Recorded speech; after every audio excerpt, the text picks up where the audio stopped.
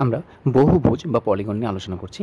এর আগের লেকচারে আমরা বহুভুজের সংজ্ঞা, বাহু, শীর্ষবিন্দু বা কণিবিন্দু এবং কর্ণ, এবং দ্বিতীয় লেকচারে আমরা বহুভুজের প্রকারভেদ, কুব্জ বহুভুজ ও অকুব্জ বহুভুজ নিয়ে আলোচনা করেছি।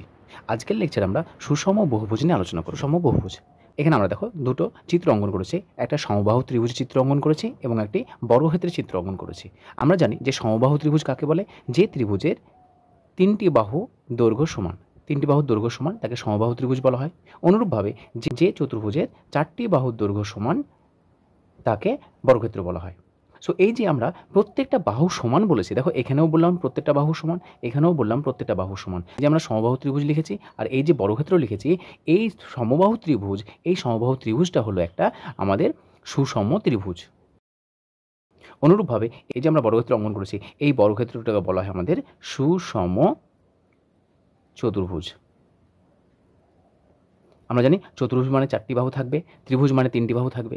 তাহলে যে সুষম কেন বললাম? কারণ যে বহুভুজের সকল বাহুগুলির দৈর্ঘ্য সমান হয় তাকে সুষম বলা হয়। আমরা এখানে সুষম বহুভুজ লিখেছি। সো এই সুষম বহুভুজের এই যে প্রথম শব্দটা লেখা হয়েছে বহুভুজের আগে সুষম, এই সুষম কথার অর্থই হচ্ছে এটা বলা হয় যে সমান বা সমতা।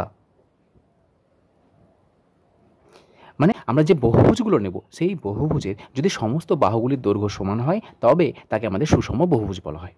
যেমন আমরা এখানে সমবাহু ত্রিভুজ লিখেছিলাম। দেখো সমবাহু ত্রিভুজের একমাত্র ত্রিভুজ যে ত্রিভুজের সমস্ত বাহুগুলির দৈর্ঘ্য সমান তাকে সমবাহু ত্রিভুজ বলা হয়। সমবাহু ত্রিভুজ হলো একটি সুষম বহুভুজ এবং এর স্পেশাল নাম কি? যেহেতু আমাদের বহুভুজ বলছি, ভুজের সংখ্যা কয়টি রয়েছে? তিনটি, সেই জন্য এর নাম হচ্ছে সুষম ত্রিভুজ। অনুরূপভাবে দেখো বর্গক্ষেত্র, এর বাহুর সংখ্যা চারটি, তার জন্য যেহেতু প্রত্যেকটা বাহুর দৈর্ঘ্য সমান সেই জন্য একে বলা হয় আমাদের বর্গক্ষেত্র বা এর নাম হচ্ছে আমাদের সুষম চতুর্ভুজ। এবং এখানে আমরা সুষম বহুভুজের কয়েকটি ধর্ম মনে রাখবো। শুধুমাত্র যে আমাদের বাহুগুলি সমান হবে এরকম না, তার সঙ্গে আমাদের কোণগুলোও সমান হবে। দেখো সমবাহু ত্রিভুজের আচ্ছা বলো তো প্রত্যেকটা কোণের মান কত হয়? আমরা জানি যে প্রত্যেকটা কোণের মান কত ডিগ্রি করে হয়? 60 ডিগ্রি। দেখো এটাও 60 ডিগ্রি, এটাও 60 ডিগ্রি, এটাও 60 ডিগ্রি। অনুরূপভাবে বর্গক্ষেত্রে বলো এই কোণটার মান কত ডিগ্রি হয়? 90 ডিগ্রি। এটার মান 90 ডিগ্রি, এই কোণের মানও 90 ডিগ্রি এবং এই কোণের মানও 90 ডিগ্রি। আমরা সুষম বহুভুজের সংজ্ঞা, বৈশিষ্ট্য এবং উদাহরণ নিয়ে আলোচনা করব। সুষম বহুভুজের সংজ্ঞাটা দেখে নিই। তা সুষম বহুভুজ কাকে বলে? যে বহুভুজের প্রতিটি বাহুর দৈর্ঘ্য যদি সমান হয় তবে সেই বহুভুজকে সুষম বহুভুজ বলা হয়। যেমন আমরা উদাহরণ লিখেছি দেখো যে ত্রিভুজের প্রতিটি বাহুর দৈর্ঘ্য সমান। অনুরূপভাবে বর্গক্ষেত্র লিখেছি, বর্গক্ষেত্রের একটা সুষম চতুর্ভুজ, এর প্রতিটি বাহুর দৈর্ঘ্য সমান।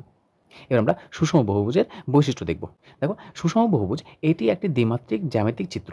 দ্বিমাত্রিক বলতে এর মাত্রার সংখ্যা শুধুমাত্র দুইটি থাকবে, যেমন হচ্ছে দৈর্ঘ্য আর প্রস্থ। দৈর্ঘ্য আর প্রস্থ ছাড়া এর কিন্তু আর কোনো মাত্রা থাকবে না। সুতরাং সুষম বহুভুজ যেটা আছে সেই সুষম বহুভুজ হলো দ্বিমাত্রিক জ্যামিতিক চিত্র। এর কোনো উচ্চতা বা গভীরতা নেই, কারণ আমরা জানি যে উচ্চতা বা গভীরতা যদি থাকে তাহলে সেটা চলে আসবে আমাদের ত্রিমাত্রিক, সেটা আমাদের আর দ্বিমাত্রিক থাকবে না। সুতরাং আমরা বলতে পারবো যে সুষম বহুভুজের উচ্চতা বা গভীরতা নেই। তৃতীয় নম্বর রয়েছে আমাদের যে প্রতিটি বাহুর দৈর্ঘ্য সমান। দেখো সুষম বহুভুজের যে সংজ্ঞা লিখেছি এই সংজ্ঞাতে লেখা আছে দেখো প্রতিটি বাহুর দৈর্ঘ্য কী আছে? সমান। তাহলে বাহুর দৈর্ঘ্য যদি সমান হয় তাহলে এটাও একটা বৈশিষ্ট্য পড়ে যাচ্ছে। তাহলে কি? যে প্রতিটি বাহুর দৈর্ঘ্য সমান হবে। এবং আমরা অপরও জানি যে কোনো ত্রিভুজ বা চতুর্ভুজের বা যে কোনো বহুভুজের যদি বাহুর দৈর্ঘ্য সমান হয় তাহলে তার সম্মুখ কোণের মান কত হয়? সমান হয়। সেই জন্য আমরা সমবাহু ত্রিভুজের জন্য, বর্গক্ষেত্রের জন্য আমরা কি পাই? প্রতিটি কোণের মান সমান পাচ্ছি। সেই জন্য এখানে লিখেছি দেখো যে প্রতিটি কোণের মান সমান হয়। তাহলে আমাদের এই যে চারখানা বৈশিষ্ট্য, এই বৈশিষ্ট্যগুলো সুষম বহুভুজের ক্ষেত্রে প্রযোজ্য। তাহলে যে কোনো বহুভুজকে দেখে আমরা চিনব কী করে? তার প্রতিটি বাহুর দৈর্ঘ্য হবে আমাদের কি? সমান হবে এবং প্রতিটি কোণের মান কী হবে? সমান হবে। উদাহরণ হবে যে সুষম ত্রিভুজ, সুষম চতুর্ভুজ, সুষম পঞ্চভুজ এবং সুষম ষড়ভুজ। যেমন আমরা সুষম ত্রিভুজ, এই সুষম ত্রিভুজকে আমরা অন্য নামে ডাকি, সেটা হচ্ছে আমাদের সমবাহু ত্রিভুজ। সুষম চতুর্ভুজকে আমরা কী নামে ডাকি? বর্গক্ষেত্র নামে ডাকি। সুতরাং এই যে প্রত্যেকটা লিখেছি আমরা সুষম, এছাড়াও হতে পারে সপ্তভুজ, অষ্টভুজ, যাই হোক না কেন, এক কথায় আমাদের প্রতিটি বাহুর দৈর্ঘ্য সমান হবে এবং প্রতিটি কোণের মান সমান হবে। যদি যে কোনো বহুভুজের প্রতিটি বাহুর দৈর্ঘ্য সমান এবং প্রতিটি কোণের মান সমান হয় তবেই তাকে আমাদের সুষম বহুভুজ বলা হবে।